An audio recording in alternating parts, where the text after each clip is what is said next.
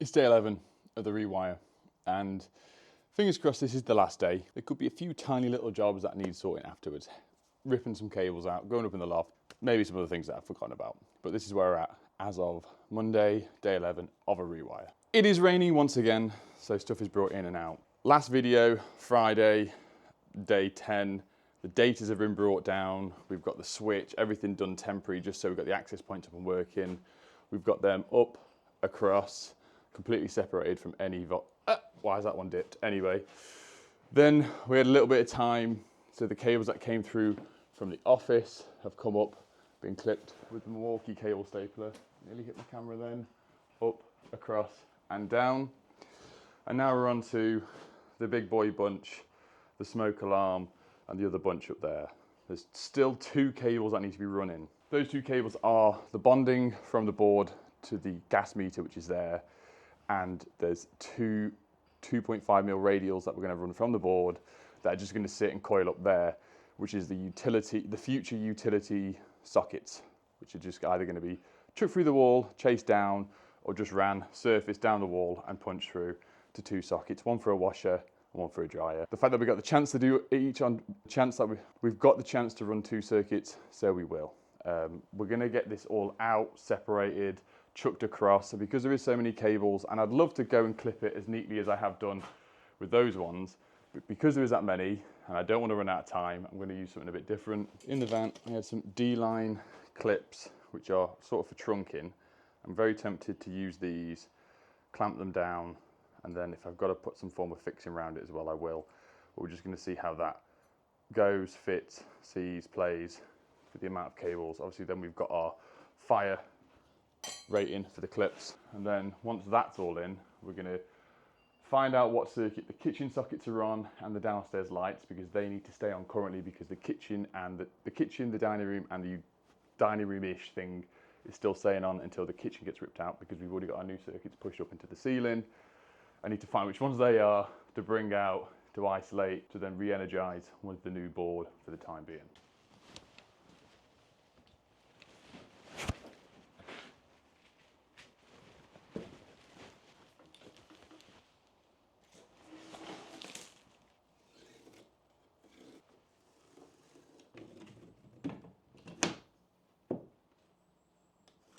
We're going a bit further. We've changed ideas with the clips, which are these ones instead. So beforehand I was thinking about using these ones, but what I do have is these ones with us. So you bend it round on itself, and then the little tab. They're very, very similar to the very old school cable clips. So it allows me to pinch them up there. I've drilled some more holes in and around, but as I started closing them up, I just thought, oh Christ, because I've got to run, like say, a socket circuit and there's three 2.5 cables to go in, so I'm going to go and pull them in now, which are here, and then the lighting has started to go in and around. I've just separated a few more holes out so we can get what we want in to come down. So socket circuit within the garage, it's going to come from the socket next to the board up, down to here, across, back up, back through its actual joist, down to that socket, back up, across, and down to the socket behind the barbecue here. And then the two utility sockets are just going to be coiled up and left on the wall there. So I'm just going to get these in and then cry some more. So this is going to seem absolutely mental for the stuff I've got done. Today was meant to be fuse board day. It was meant to be changeover day. It was meant to be everything was prepped. I bought the power bank. I did everything I thought was necessary to get this done. And the time is quarter past 3 in the evening. Don't know what, yeah. And I still haven't started the fuse board. And I'll show you what I've done and hopefully why it's taken so long. I have not stopped the entire day, the entire job. I've literally stopped to eat a chicken wrap, a salmon bagel, and most of the time I just stick it in my gob as and when I'm working. So what I've been doing, prepping all the stuff, doing all the sockets, the fuse spur for the boiler, clipping all the cables. We've got the conduit in, the cables in, all ready for as and when cut-off comes. I can cut all this trunking out and all this horrible wiring to finish this off. That circuit's done. I've gone up and done the socket up there for the garage, and the cable runs. Everything currently is in its place. We've still got, this is all the new stuff that's running across. This is our utility socket supply, The two-way lighting for the garage is up. We've got our stuff all run across, down. Obviously you've still got the old stuff, which you can see is wunging down here. We've got the bonding up and across, the supply that goes across the flat roofs, the water, everything coming up, down, all hanging loose, everything's labelled to what is what. And now I'm at the point where I'm dressing stuff round to get to the board. But there's 3 circuits that are staying on. One, which is the 10mm for the shower, which is bizarrely was put in the trunking as an afterthought that goes up and across. So I was seeing how much space we've got, whether or not I've got to join that through. I won't find that out until tomorrow, but I'm just figuring out a route that I can make and put some clips in place potentially, or just cable staple it. Even though it's a 10mm, the Milwaukee cable stapler does go around that, which is quite nice because I've just put some 1 in to support that up there for the time being with a 10mm. But now it comes to the point where I've got to keep, like I said earlier, the kitchen sockets and the kitchen lights on. So I'm going to go down now, find that out, and then isolate some kitchen sockets at the wall that's going to be knocked out. Even though I have said this for about a week, now is the time for it to happen. And then the data. So it's just a magnificent bundle of cables that I've had to bring across to try and do it as neatly and as best as possible. As much as I wanted to individually pull back, cable staple all the circuits across, and a nice uniform thing, I would have been here another day doing it because there's that many cables and they were that intertwined as they were pushed through. Maybe that's a mistake on my part. Maybe next time I should bring them through the wall without any kinks and not coil them all together, do individual bundles and pull them one by one through. But I don't know. It's lesson learned there. I've got 1 strip light up there and the other one, the cable is just dangling here. I just don't want to isolate that yet. I'm going to chuck the smoke alarm on today and get that ready and prepped. So now is kitchen sockets, figure out what's on what and what I need to disconnect in the morning from the rest of the house so it doesn't, hopefully the kitchen's on it by itself, but from what I did with the fault finding video on this, I don't think that is the case. I think it's complete downstairs and complete upstairs, so we will see.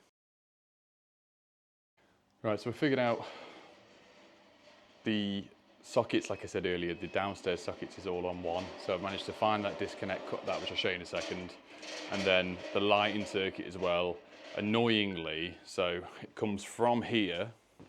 We wanted to keep this on, but it feeds to the dining room and then shoots all the way down the hall, all the way down to the dining room, and then back to this, and this is really the only one that we want to keep.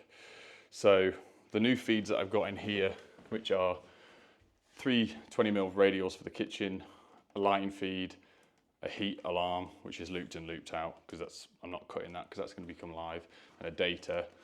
It just means the lighting feed that I've got here, this one, is pull back up, pull it back. Half this floor is already up because where that hole is there, rod across, and then from this light I can permanently supply it because the switch cable's at either side, and then the link cable from the existing to the new can link that, so this one can still work. And then for the sockets in the kitchen, I've now got the socket there, socket there, socket there, and the cooker is being disconnected tomorrow. That's all still on and working. This wall that's coming out, that socket, and the socket there are now disconnected. Customer knocked this hole out ages ago, but I managed to find the ring that shoots across that way that does the entirety of downstairs. As of right now, that's where you go and put a box around this. To be fair, I can just stick it in the ceiling overnight. So this is all dead, this can come out. And then the only thing I've got to do tomorrow would be the lighting cable after the board and just double and triple check everything. But then that circuit could be re-energized back up and label that up on the fuse board. Now we're getting where we want to go. I was going to start ripping some stuff off, but I know what circuits I need to keep for tomorrow. I've drilled a hole over there and I've exposed the 10mm, which is here. This is coming in handy, very nice. So the plan has always been with the customer. We're going to do 2 strips of wood here, and we've got some fire retardant MDF. I think it's like grade class B or grade B or whatever it's called. I gave the customer a link. They've brought that. They've painted it black, and they've painted the CLS down there, which is black as well, just for this to pop. I'll jump to the boards in a second. The plan is, because this is the meter cab, Octopus Energy came over the other day and put a ISO in the meter cupboard here, which means I can get rid of the one that I put on the other day when we're fault finding. We're bringing the board lower, so it's going to be below these rails now because it's completely inaccessible up there, and a pain, especially when the garage door is open. You cannot reach it. So everything is going to be put here and here. CLS either side, bridge it out. We're going to be enclosing this in the back of the cupboard. We're going to bring it closer to the floor as possible, depending on what we want.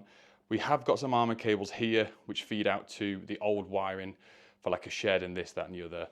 And there is a black armoured cable, which is this one here, which is being removed tomorrow and potentially reinstalled at some point, because that does the massive lantern, like Victorian lantern in the front garden, which they really like, and it's a feature that you want to keep. So for potential armours that are going to come out the bottom, we're going to leave plenty of room, label it up all nicely. We've got our 4 data points that are coming out. Annoyingly, I couldn't get hold of one that does 5. Apparently there is one, or there's a 6th one, but I just couldn't get hold of it in time. So we've got a single one for our master. We've got our 4 access point cables, which I'm going to terminate into RJ45 outlets. And then we've got link cables that will go through into the gigabit switch, which is here, very nice, and that'll all be labelled up and heat shrink to what does what with our boots. We've then got a single and a double. The reason I've got this is because, one, I thought I would do this for this, but this is only like a 25mm, and the mattresses are bought here at like 47 for the RJ45s. So we'll have a single socket that'll do the switch, and then we'll keep the double socket, which we've quoted up for in the garage, which will just go off that socket, that socket, that socket, and obviously we're going to have a double one up there. We've got our dual stack board, which is what we quoted for initially on the estimate quote, whatever you want to call it. And then Navitas, Will has sent me this one because I've asked for this for a different reason, which I will explain right now. So, because we've got a hell of a lot of cables, we've got a bunch there, we've got a bunch there, we've got another 2 coming down over there, which is the old stuff. I didn't want to populate this board fully, especially for a new rewire. We wanted to leave some spare ways for battery storage, solar, EV chargers, some future stuff, armor cables out to the electric gate.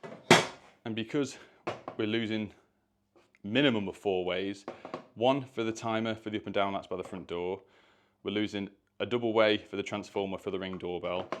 We're going to be fitting some soffit lights at some points, that's why I put an extra feed in, so there will be another one of these in, so that's 6 ways gone within the board. What I thought I'd do, I'll get a 6 amp MCB in here that will then feed this board, and this will just be an outside lighting board. So this is going to do the up and down lights at the front, all 4 floodlights, potentially soffit lights, off timers, that sort of stuff.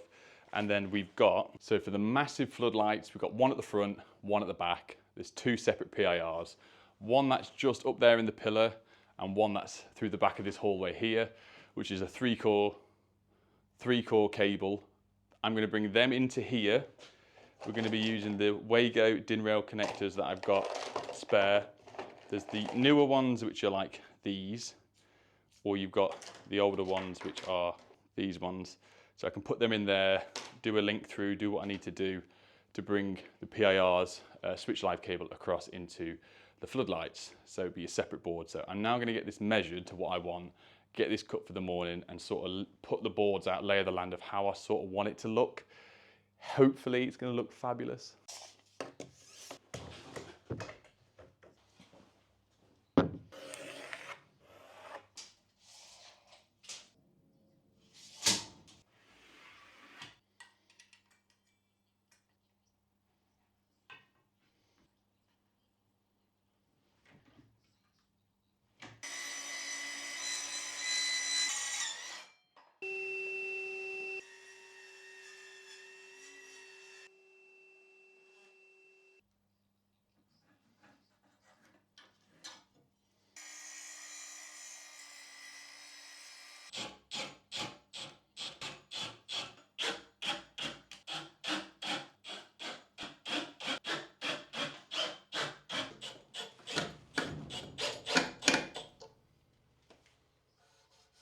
They're up, done. So you might have noticed from the thing, I did 25mm spade bit, which just allows me to get the washer and the screw completely flush, getting it in. They are also flush and square this way. Obviously the bricks are horrendously out, but that is. I've got rid of the armoured that were there, got rid of the second board, which was, oh, before I forget, I'll put that fuse board lid back on because I will forget and I don't want to. Got rid of the other fuse board, 2 little boards that were there. Got rid of the armoured cables, which were kept and looped down here. Shower cable is all up and ready. For some reason, we've got this from the other side. So here, is a mains water stop tap. There's a hose pipe connected there and a hose pipe connected there. A hose pipe travels through this trunking, goes all the way down into the floor, and that travels into what was a old greenhouse. And that one then over there leads all the way out to the back of the house to an outside tap. Oh, I don't know. So in the morning, this will allow me to get both boards onto that. That's all pre-cut. I can cut the old stuff. The socket circuit for the kitchen, which I'm just going to put in a Wago box above, drop down to the new board, and as well as the shower circuit, which is just going to be run up and over, which is actually new colours anyway, which is fabulous. So as of tomorrow morning, within 10 minutes, that board's being ripped off. Most of the cabling has been pulled out. This board is ready, prepped to be screwed onto the framework. The light is now charging, but as soon as I've got the board on and the cables drop down, I can open the garage door and let some natural lighting, which is nice. I've got to change this light over to here, and then that should be me done. So what's this, day 11 of the rewire. So should be finished completely by day 12. So, right, love you, bye.